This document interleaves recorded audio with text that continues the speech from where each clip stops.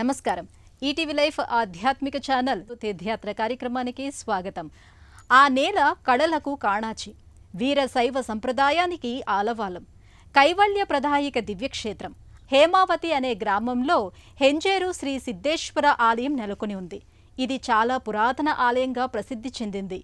ఈ దివ్యధామంలో పరమేశ్వరుడు అచ్చామూర్తిగా కొలువై దర్శనమిస్తాడు. శైవ క్షేత్రాలలో ఎక్కడైనా లింగాకృతిలో దర్శనమిచ్చే శివయ్య ఒక్క హేమావతి సిద్ధేశ్వర ఆలయం మాత్రమే ప్రతిమామూర్తిగా కొలువుదీరాడు. దేవాది దేవుడైన మహేశ్వరుడు పురాణ పురుషుడు శ్రీ సిద్ధేశ్వర స్వామి వారిని దర్శిస్తే చాలు భక్తుల పాపాలు పటాపంచలవుతాయని భక్తుల ప్రగాఢ విశ్వాసం. ఆ మహాదేవుడిని నోరారా కీర్తిస్తే చాలు జీవితంలో సమస్త శుభాలు ప్రాప్తిస్తాయని భక్తుల నమ్మకం. నేటి తీర్థయాత్రలో శతాబ్దాల చారిత్రక నేపథ్యం ఉన్న హేమావతి శ్రీ సిద్ధేశ్వర స్వామి వారి ఆలయాన్ని నేత్రోత్సవంగా దర్శించుకుందాం రండి.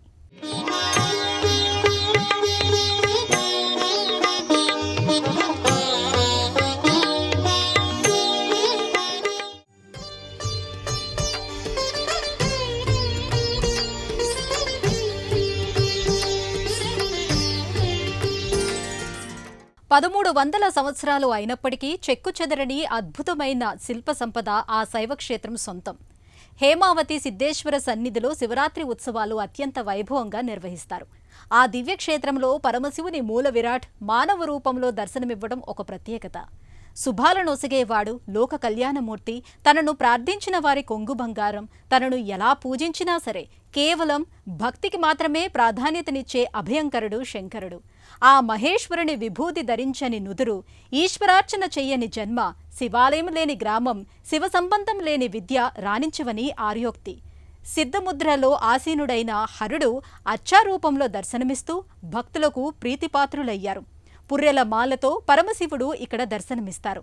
ఆ సిద్ధేశ్వరుడు కొలువైన హేమావతి సిద్ధేశ్వర క్షేత్ర విశేషాలను ఇప్పుడు చూద్దాం. సత్యసాయి జిల్లా అమరాపురం మండలం హేమావతి గ్రామంలో హింజేరు సిద్ధేశ్వర స్వామి దేవాలయాలు చాలా ప్రసిద్ధి చెందినవి. శివుడు చతుర్భుజాకారంలో 5.8 అడుగుల సిద్ధేశ్వరుని రూపంలో ప్రకాశిస్తాడు. ప్రపంచంలో ఆగమ విధి విధానం ప్రకారం ఇక్కడ తప్ప మరెక్కడా పరమేశ్వరుని అర్చామూర్తి దర్శనం లభించదు. ఈ ఆలయాన్ని చోళుల కాలంలో నోళంబు రాజుల ఆధ్వర్యంలో క్రీస్తు శకం 730లో నిర్మించడం జరిగింది. క్రీస్తు శకం 9-10వ శతాబ్దంలో నిర్మించబడిన ఇక్కడ దొడ్డేశ్వర దేవాలయం శిల్పకళకు చాలా ముఖ్యమైంది. హేమవతిని దక్షిణ కాశీ అని కూడా అంటారు. ఇక్కడ సిద్ధేశ్వర స్వామి, దొడ్డేశ్వర స్వామి ఆలయాలు పశ్చిమాభిముఖంగా ఉండటం విశేషం. ఇక్కడి స్తంభాలన్నీ నునుపైన నల్లరాతితో చెక్కారు. ఇక్కడి దేవాలయాల్లో పురాణ గాథలను చెక్కిన తీరు చాలా అద్భుతంగా దృశ్యమానమవుతోంది. తెలియగతరమా శివలీలలు, తెలియగవశమా శివమాయలు, తెలియగతరమా శివలీలలు. దేశవ్యాప్తంగా ఇతర దేవాలయాల్లో ఎక్కడా లేని విధంగా గాలి వెలుతురు వచ్చేలా గవాక్షాలు ఏర్పాటు చేయబడ్డాయి. వాటి నుండి కూడా దేవతల శిల్పాల్ని చూడవచ్చు. ఇక్కడి మండపాలలో అష్టదిక్పాలకుల ప్రతిష్టాపన జరిగింది. నోళంబ రాజులచే నిర్మితమైన ఈ దేవాలయం శిల్పకళా సౌందర్యానికి పెట్టింది పేరంటారు. నోళంబులచే నిర్మితమైన ఈ ఆలయాలు వాటి శిల్ప శైలికి, శివలింగాలకు, నంది విగ్రహాలకు ప్రత్యేకంగా నిలుస్తాయి. మంత్రముగ్ధుల్ని చేసే శిల్పాలతో ఆలయంలోని అత్యంత విశాలమైన ఉద్యానవనం ఆలయానికి అదనపు ఆకర్షణ. ఈ హేమావతి ప్రాంతాన్ని ముందు పెంజేరు అని అనేవారు. కాలక్రమంలో అది హెంజేరుగా మారింది. ఇక్కడి సిద్ధేశ్వరుణ్ణి హెంజేరు సిద్ధేశ్వర స్వామిగా వ్యవహరిస్తారు. హెంగేరు అంటే బంగారం లాంటి ప్రదేశం. ఇక్కడ బంగారు వర్షం కురుస్తూ ఉండడంతో ఈ ప్రాంతానికి హేమావతి అనే పేరు వచ్చిందని చెప్తారు. హేమ అంటే బంగారం. నోళంబ రాజు కుమార్తె హైమావతికి ఈ పేరు పెట్టబడిందని, అది తర్వాత హేమవతిగా మారిందని చెప్తారు. ఈ ప్రాంతం మొత్తం గణనీయమైన సంఖ్యలో రాతి శివలింగాలు, బసవన్నల ప్రతిమలతో అలంకరించబడి ఉంది. నేటికి రైతులు తమ పొలాల్ని దున్నుతున్నప్పుడు ఇక్కడ శివలింగాలు లభ్యమవుతూ ఉంటాయని స్థానికులు చెబుతూ ఉంటారు. ఈ ఆలయంలో 10వ శతాబ్దానికి చెందిన 3 శాసనాలు ఉన్నాయి. శివలోకం ఇది శివమయము, శివలోకం ఇది శివమయము, శుభములు పంచే శివసాని. ఆలయ ప్రాంగణంలో 4 ప్రత్యేక దేవాలయాలు నెలకొని ఉన్నాయి. వాటిలో మొదటి ఆలయంలో హింజేరప్ప కొలువుతీరి ఉంటారు. హింజేరప్ప అంటే సిద్ధేశ్వర స్వామి అనే అర్థంతోనే పిలుస్తారు. దీనిలో శివుని విగ్రహం సాంప్రదాయ లింగ రూపంలో కాకుండా లలితాసన భంగిమలో కూర్చున్న శివయ్య దర్శనమిస్తాడు. పరమేశ్వరుడు ఢమరుక, కపాలం, త్రిశూలం, అభయముద్రలో 4వ చేతిని పట్టుకున్నట్లు దర్శనమిస్తాడు. ఈశ్వరుడు వృత్తాకార వస్తువులతో తయారు చేసిన యజ్ఞోపీఠంతో అలంకరించబడ్డాడు. హింజేరు అనేక పురాతన శాసనాల్లో ప్రస్తావించబడింది. వాటిలో ముఖ్యమైనది మహాఘటిక స్థానంగా వర్ణించబడింది. మహాఘటిక స్థానం అనేది ఉన్నత విద్యా స్థలానికి లేదా పండితుల కోసం ఒక సమావేశ స్థలాన్ని సూచిస్తుందని చరిత్రకారులు చెప్తున్నారు. హేమావతిగా పిలువబడే ఈ చిన్న గ్రామం పూర్వకాలంలో చాలా ప్రాముఖ్యత కలిగి ఉందని చారిత్రక నేపథ్యం ద్వారా తెలుస్తోంది. హెంజేరు శ్రీ సిద్ధేశ్వర స్వామి ఆలయంలో శిల్పకళా సంపదకు ప్రసిద్ధి చెందింది. 7వ శతాబ్దానికి చెందిన ఆలయం ఇది. ఆలయంలోని పూజారులు శుద్ధ శాకాహారులైనప్పటికీ ఇక్కడ జంతుబలులు నిర్వహిస్తారు. ఇంతకు ముందు ఈ ఆలయంలో కాళీదేవి విగ్రహం కూడా ఉండేదంటారు. అది ఇప్పుడు మద్రాసు మ్యూజియంలో భద్రపరచబడింది. ఈ ప్రాంతంలోని నొలబ శాసనుడు నొలంబ రాజుల నుండి కాలాముఖులకు మంజూరు చేసినట్టు ప్రస్తావనలు ఉన్నాయి. జంతు బలుల ఉనికి, కాలభైరవుని రూపాన్ని ఆరాధించడం, కాళీ విగ్రహం, కాళముఖుని ప్రస్తావన ఇవన్నీ మధ్యయుగ శైవ శాఖలకు, వారి శాక్తేయ ఆధ్యాత్మికతకు ప్రసిద్ధి చెందిన ప్రార్థనా స్థలంగా కనిపిస్తోంది. శతాబ్దాల చరిత్ర గల హేమావతి శ్రీ సిద్ధేశ్వర స్వామివారి ఆలయ స్థల పురాణ విశేషాలను ఇప్పుడు చూద్దాం. హేమావతి శ్రీ సిద్ధేశ్వర స్వామివారి ఆలయ ప్రాంతాన్ని అప్పట్లో నొళంబ రాజులు పాలించారు. అందుకే ఈ స్వామిని నొళంబేశ్వరుడు అని కూడా పిలుస్తారు. ఈ స్వామి నోళంబ రాజవంశీకుల కులదైవం. వీరి వంశానికి చెందిన చిత్రశేఖర, సోమశేఖర అనే రాజులు ఈ ఆలయాన్ని నిర్మించినట్లు చారిత్రక ఆధారాలను బట్టి తెలుస్తోంది. ఈ రాజులు తమకు సంతానం కలిగితే ఆలయాన్ని నిర్మించి విగ్రహ రూపంలో స్వామిని ప్రతిష్ఠిస్తామని మొక్కుకున్నారట. ఆ కోరిక నెరవేరడంతో అతి సుందరమైన ఈ ఆలయాన్ని నిర్మించారని తెలుస్తోంది. అనంతర కాలంలో వారి కోరిక నెరవేరడంతో సుందరమైన ఈ ఆలయాన్ని నిర్మించారని శాసనాల ద్వారా విదితమవుతోంది. ఒకానొకప్పుడు ఈ క్షేత్రంలో 1,000,000 లింగాలు, 1,000,000 నందులు ఉండేవని చెప్తారు. అందుకు నిదర్శనమా అన్నట్టు ఇప్పటికీ త్రవ్వకాల్లో అక్కడక్కడ నందులు, లింగాలు బయటపడుతూ ఉంటాయి. జగముల నేలేటి జగదీశ పరమేశ హరా, జగముల నేలేటి జగదీశ పరమేశ చిత్రాతి చిత్రము నీలీలలు. హింజేరప్ప దేవాలయం ప్రక్కనే కాలభైరవ విగ్రహం, అల్లుకున్న పాములపై నిలబడి ఉన్న మగ, ఆడబొమ్మ ఉంది. ఈ ఆలయంలో బెల్లం నైవేద్యంగా పెట్టడం వల్ల తేలు దాడి నుండి రక్షణ లభిస్తుందని స్థానికుల నమ్మకం. దొడ్డేశ్వర ఆలయంలో దాదాపు 5 అడుగుల ఎత్తున్న పెద్ద లింగం, దాని ఎదురుగా బసవన్న విగ్రహం ఉన్నాయి. 4వ ఆలయం మరొక లింగాన్ని కలిగి ఉన్న దొడ్డేశ్వర ఆలయాన్ని పోలి ఉంటుంది. ఆలయ ప్రాంగణంలో కళ్యాణి ఉంది. ఆలయ ప్రవేశ ద్వార గోపురంపై శిల్పాలతో అలంకరించబడింది. దీర్ఘ చతురస్రాకార ఆకారంలో ఉంటుంది. హింజేరప్ప ఆలయంలోకి ప్రవేశించగానే 4 చెక్కిన నల్ల రాతి స్తంభాలతో ముఖమంటపం కనిపిస్తుంది. ఈ స్తంభాలు వివిధ రకాల శిల్పాల్ని ప్రదర్శిస్తాయి. వీటిలో పురుషులు, స్త్రీలు, సన్యాసులు వివిధ నృత్య భంగిమల్లో గోచరిస్తారు. సింహం ముఖం గల జంతువులు, ఇతర పక్షులు, దేవీ దేవతల శిల్పాలు గోచరిస్తాయి. రాజగోపురం నుండి ఆలయంలోని ముఖమండపంలోకి అడుగుపెట్టగానే అక్కడి స్తంభాలపై నోళంబుల రాజచిహ్నంతో పాటు రాజ్య విశేషాలు చెక్కించారు. మరో మూల స్తంభంపై పార్వతీమాత కోరిక మేరకు పరమేశ్వరుడు అర్జునునితో తలపడిన దృశ్యాలు దర్శనమిస్తాయి. భక్తి శ్రద్ధలతో తనను దర్శించే భక్తులను సూటిగా చూస్తున్నట్టు, దివ్యమైన కళ్ళు తన ప్రియ భక్తులకు సందేశం ఇస్తున్నట్టు నుదుటిపై 3 నామాలతో గోచరిస్తాడు. చతుర్భుజాలతో శంకు, చక్ర, త్రిశూల, ఢమరుకాలు కలిగి అభయహస్తంతో భక్తులను ఆశీర్వదిస్తూ ఉంటాడు. శ్మశానవాసుడైన భోలానాథుడు అందుకు ప్రతీకగా కపాలాల మాలలను ధరించి ఉంటాడు. ఆ మూర్తిని అత్యంత అద్భుతంగా చెక్కడంలో శిల్పి నైపుణ్యం వర్ణనాతీతం. శంకరుని దర్శనముతో మనసు ప్రశాంతతకు లోను కావటం, ఆ శిల్ప సౌందర్యాన్ని చూసి తన్మయత్వానికి గురి కావటం భక్తులకు సర్వసాధారణం. గర్భగుడిలో 5 అడుగుల మూర్తిగా భోలాశంకరుడు దర్శనమిస్తాడు. జటాజూటధారి అయి తలపైన గంగను, ఎడమవైపున చంద్రుని కలిగి ప్రకృతిపై తన మమకారాన్ని చెప్పగని చెబుతూ ఉంటాడు పరమేశ్వరుడు. గర్భాలయంలో గంగాధరుడు అర్థనిమీలిత నేత్రుడై దర్శనమిస్తాడు. ఇలా పరమేశ్వరుడు విగ్రహ రూపంలో కొలువైయున్న ఆలయం దేశంలో ఇదొక్కటేనని స్థానికులు చెప్తారు. శివరాత్రి రోజున గర్భగుడిలోని మూల విరాట్ సిద్ధేశ్వర స్వామివారి నుదుట సూర్యాస్తమయ సమయంలో సూర్యకిరణాలు నేరుగా ప్రసరిస్తాయి. ఇదే సిద్ధేశ్వర ఆలయానికున్న మరో ప్రత్యేకత. ఎడమ చేత బ్రహ్మ కపాలాన్ని, దక్షిణ హస్తాన జపమాలను ధరించి అర్థనిమీలిత నేత్రుడై ఉంటాడు స్వామి. ఇలా శివుడు విగ్రహ రూపంలో ఆసీన స్థితిలో కొలువైయున్న ఆలయం భారతదేశంలో ఇదొక్కటే అంటారు.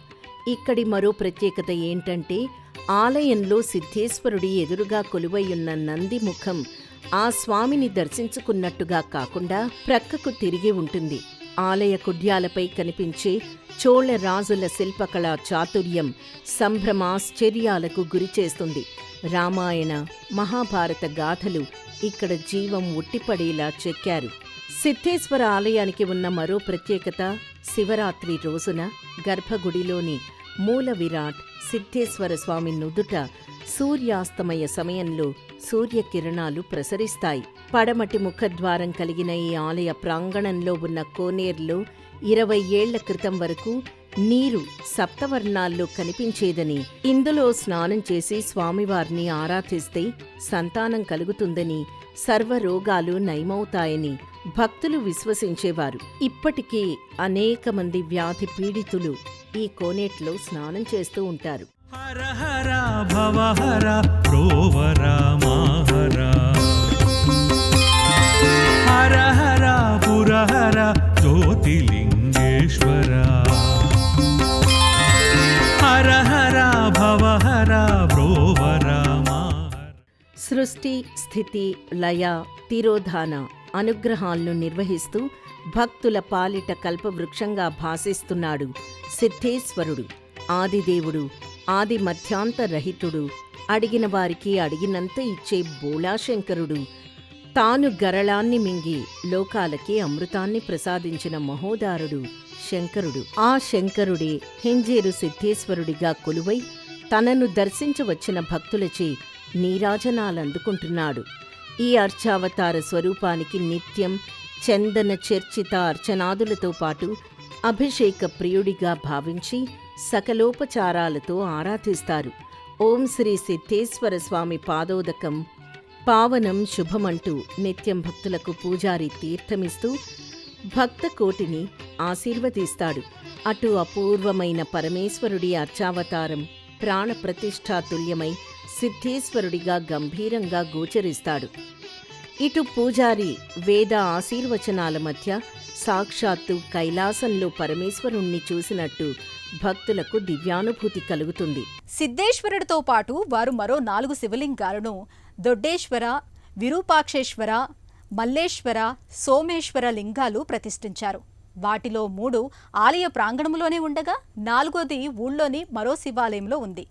భైరవ రూపధారి అయిన శివుడు సిద్ధాసనంలో కూర్చుని ఉండటం వల్ల ఈ ఆలయం సిద్ధేశ్వర ఆలయంగా ప్రసిద్ధి చెందింది. ఆలయంలోని మరో మండపంలో శివయ్యను పూజించే విధానాలు అక్కడి శిల్పాలపై మనం చూడవచ్చు. హెంజేరు సిద్ధేశ్వరుడి సన్నిధిలో కొలువైన ఇతర శివమందిరాలను భక్తి శ్రద్ధలతో దర్శించి తరిద్దాం. హేమావతిలోని శైవ క్షేత్రంలో ఈశ్వరుడు లింగాకారంలో దర్శనమిస్తాడు. పెద్ద సిద్ధేశ్వర స్వామి ఆలయంలో అమృత శిలలతో తయారు చేసిన శివలింగాన్ని ప్రతిష్ఠించారు. ఇక మండపంలోని మూల స్తంభాలపై ఓవైపు రామాయణానికి సంబంధించిన చిత్రమాలికలు, ఎడమ వైపు ఉన్న స్తంభాలపై మహాభారత ఘట్టాలకు చెందిన చిత్రాలను అత్యంత జాగరూకతతో పొందుపరిచారు. ఆలయంలోని గోడలపై కొన్ని చోట్ల పురాతన కన్నడ భాషలో లిపి ఉంటుంది. సిద్ధేశ్వర స్వామివారి చెంతని చేళ్ల భైరవ స్వామివారు కొలువై భక్తులను అనుగ్రహిస్తున్నారు. ఆలయం వెలుపల మరో 3 చిన్నపాటి ఆలయాలుంటాయి. వీటిలో కూడా పరమేశ్వరుడు లింగాకారంలో దర్శనమిస్తాడు. దొడ్డేశ్వర స్వామి మందిరం అత్యంత సుందరంగా గోచరిస్తుంది. గర్భగృహంలో స్వామి అతి పెద్ద లింగాకారంలో దర్శనమిస్తాడు. యాత్రికులు ఈ దొడ్డేశ్వర స్వామిని భక్తిపూర్వకంగా దర్శించుకుంటారు. ఇదే వరుసలో విరూపాక్షేశ్వర, మల్లేశ్వర, సోమేశ్వర స్వామి లింగాలను భక్తులు భక్తి శ్రద్ధలతో కొలుచుకుంటారు.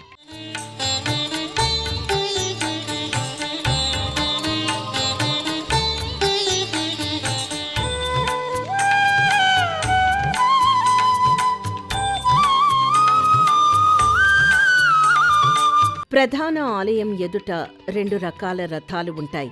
వీటిని శివరాత్రి సందర్భంగా 8 రోజుల పాటు నిర్వహించే ఉత్సవాల్లో వినియోగిస్తారు. ప్రధాన ఆలయానికి కుడివైపున కాలభైరవుడు, ఎడమ వైపున వినాయకుడు క్షేత్ర పాలకులుగా కొలువైయున్నారు. హేమావతి ప్రాంతంలో ఇప్పటికీ ఎంతో అందంగా నిర్మించిన నందులు, శివలింగాలు లభ్యమవుతూనే ఉన్నాయి. లభించిన శివలింగాలు, నందులన్నింటినీ ఆలయం ముందు ఉన్న ఉద్యానవనంలో ఒక క్రమ పద్ధతిలో పురావస్తు శాఖ అమర్చింది. పడమటి ముఖద్వారం కలిగిన ఈ ఆలయ ప్రాంగణంలో ఉన్న కోనేరు మధ్యన బావిలో 20 ఏళ్ల క్రితం వరకు నీరు సప్తవర్ణాల్లో కనిపించేదని, ఇందులో స్నానం చేసి స్వామివారిని ఆరాధిస్తే సంతానం కలుగుతుందని, సర్వరోగాలు నయమవుతాయని భక్తుల విశ్వాసం. దొడ్డేశ్వర ఆలయం, మల్లీశ్వర స్వామివారి ఆలయం, విరూపాక్షేశ్వర ఆలయం అని పేర్లు గల 3 ఆలయాల స్తంభాల మీద ఎన్నో శిల్ప భంగిమలు, పల్లవరాజుల ప్రభుత్వ చిహ్నాలు, బలమూరి వినాయకుడు, కిరాతార్జునీయం, భృంగీశ్వరుడు, మన్మథ చిత్రం, అర్ధనారీశ్వరుని చిత్రం, బల్లిపడిన దోషం పరిహరించే శిల్పం, స్త్రీ, ఆమె వీపుపైన బల్లి, లింగమూర్తి, భారత, భాగవత, రామాయణ కథా చిత్రాల శిల్పాలు, గంగావతరణం వంటి శిల్పాలెన్నో ఇక్కడ మనకు కనువిందు చేస్తూ నాటి శిల్పుల శిల్ప చాతుర్యాన్ని కళ్ళక్కడతాయి. హేమావతి గ్రామంలో వెలిసిన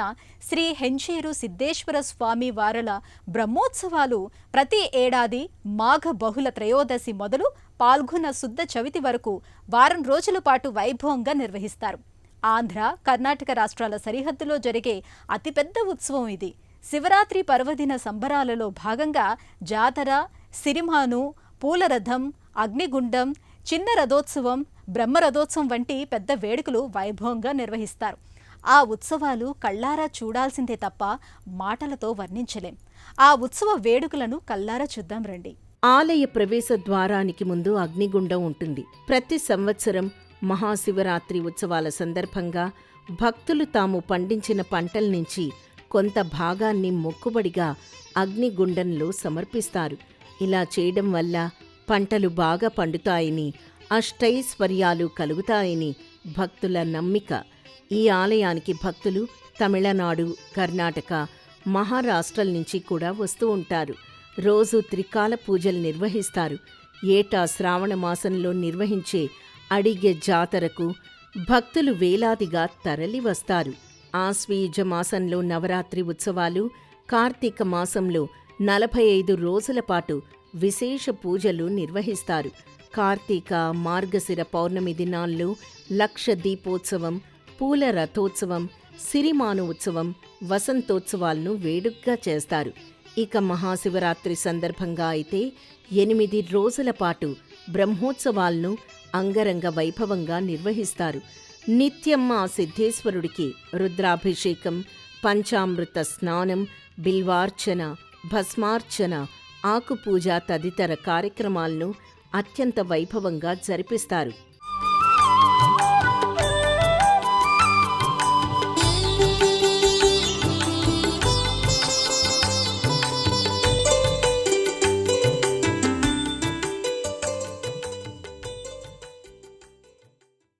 మహాశివరాత్రి ఉత్సవాల్లో భాగంగా తొలి రోజు ఆలయంలో అఖండ పూజలు నిర్వహిస్తారు. అదే రోజు స్వామివారికి రుద్రాభిషేకం చేస్తారు. రాత్రంతా భజన కీర్తనలతో కైలాసాన్ని తలపిస్తుంది ఈ ఆలయం. కీర్తిశేషురాలు తిమ్మమ్మ చింత చెట్ల ఫలసాయంతో ఈ పూజలు చేస్తారు. అప్పుడు దేవతా కార్యాల నిర్వహణకు సంబంధించి పరంపరగా వచ్చిన వారి నుండి నైవేద్యం తెచ్చి స్వామివారికి అర్పిస్తారు. పాల్గొన శుద్ధ పాడ్యమి రోజున లక్షలాది మంది భక్తులు వివిధ వాహనాల్లో వచ్చి వారు తెచ్చిన ధూపం, ధాన్యపు గింజలను దేవునికి నైవేద్యం పెట్టి వాటిని అగ్నిగుండంలో వేసి కాలుతున్నప్పుడు ఆ వాసన పీల్చి పునీతులవుతారు. సాయంత్రం వరకు భక్తులతో క్రిక్కిరిసిపోతుంది ఈ ఆలయం. విదియ రోజున భక్తులు మొక్కు తీర్చుకోవడానికి, కొత్త కోరికలు కోరుకోవడానికి పురాతనమైన మాను గాలిలో తిప్పుతూ దానికున్న తాడును పట్టుకొని గాలిలో తిరిగి అనంతరం పూజలు నిర్వహిస్తారు. ప్రతిరోజు అన్న సంతర్పణ ఉంటుంది.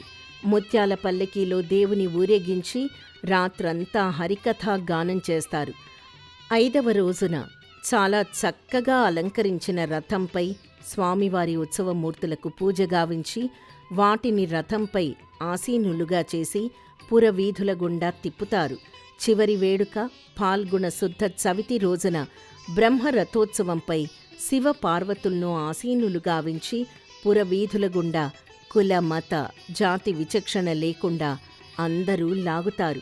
మడకశిర నియోజకవర్గం అమరాపురానికి 12 కిలోమీటర్ల దూరంలో నిర్మితమైన హేమావతి సిద్ధేశ్వర ఆలయం అత్యంత ప్రాచీనమైనది. దేశవ్యాప్తంగా పరమేశ్వరుడు విగ్రహ రూపంలో దర్శనమిచ్చే ఏకైక ఆలయం హేమావతి శ్రీ సిద్ధేశ్వర స్వామి వారి దివ్యధామానికి ఎలా చేరుకోవాలి, అలాగే ఆలయ దర్శన వేళలకు సంబంధించిన విశేషాలను ఇప్పుడు చూద్దాం. అనంతపురం నుంచి పెనుగొండ, మడకశిర, బసవనపల్లి మీదుగా 140 కిలోమీటర్ల దూరం ప్రయాణించి హేమావతికి చేరుకోవచ్చు. అది కాకుండా ఇటు అనంతపురం నుంచి కళ్యాణదుర్గం, నాగేపల్లి గేట్ మీదుగా 120 కిలోమీటర్లు ప్రయాణించి అమరాపురం చేరుకుంటే అక్కడ్నుంచి 12 కిలోమీటర్లు ప్రయాణిస్తే హేమావతి ఆలయం వస్తుంది.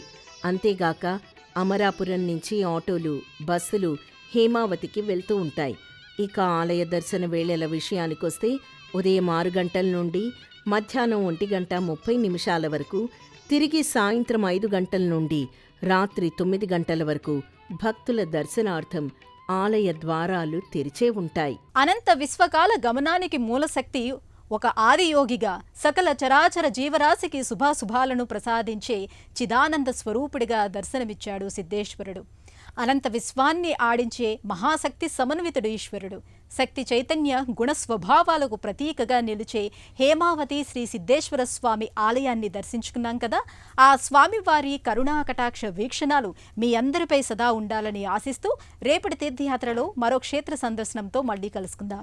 అంతవరకు సెలవు, నమస్కారం. ఈ కార్యక్రమాన్ని తిరిగి చూడాలనుకుంటే www.youtube.com/ETV Life Spiritual లో చూడవచ్చు.